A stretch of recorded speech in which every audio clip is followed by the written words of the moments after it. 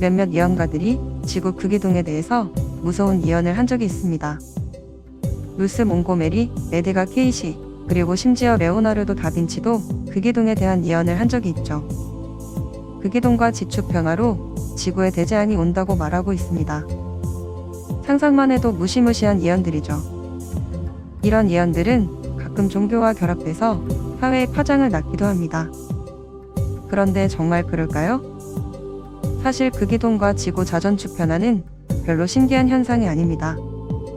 지구 역사와 함께했고 계속 있어왔던 현상입니다. 다만 짧은 역사의 인간만이 좀 더 특이하게 생각하는 것뿐이죠. 먼저 극이동에 대해서 살펴보겠습니다. 지구 극이동은 다시 말해서 지구 자기장 역전 현상의 정확한 원인은 아직도 모릅니다.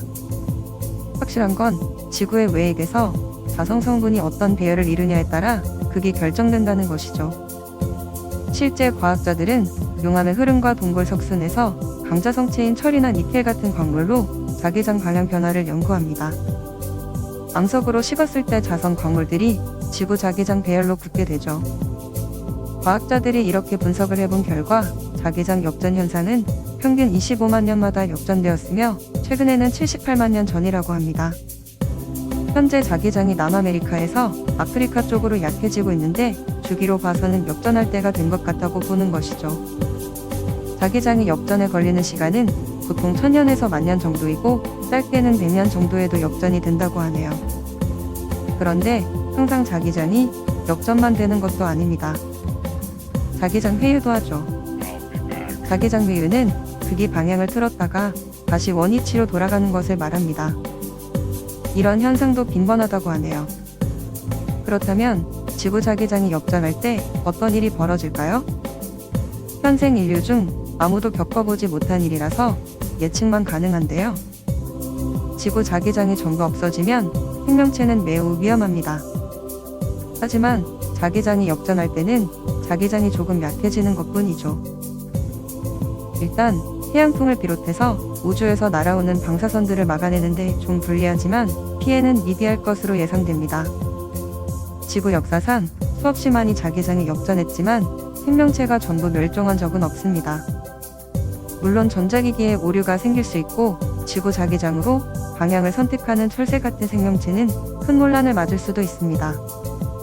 때로는 화산 활동과 지진이 발생할 수도 있죠. 결론적으로 말씀드리면 지구에 극이 이동하거나 역전 현상이 벌어져도 큰 영향은 없을 거란 얘기입니다. 두 번째로 자전축의 변화가 미치는 영향에 대해 살펴보겠습니다. 지구가 23.5도로 기울어져 있다는 얘기는 누구나 알고 있습니다. 먼 옛날 지구와 고대 행성이 충돌하여 생긴 달 덕분에 23.5도라는 생명의 각도가 만들어졌죠. 하지만 항상 23.5도로 기울어져 있지는 않습니다. 밀란 코비치의 이론에 따르면 41,000년을 주기로 기울기의 변화가 있습니다. 22.1도에서 24.5도의 범위에서 움직이는데요. 현재는 23.44도 정도 기울어져 있습니다. 그리고 점점 자전축이 서는 추세에 있으며 서기 만년경에 22.1도에 근접한다는 것이죠. 이렇게 되면 우리나라 기준에서는 여름은 서늘하고 겨울은 따뜻해집니다.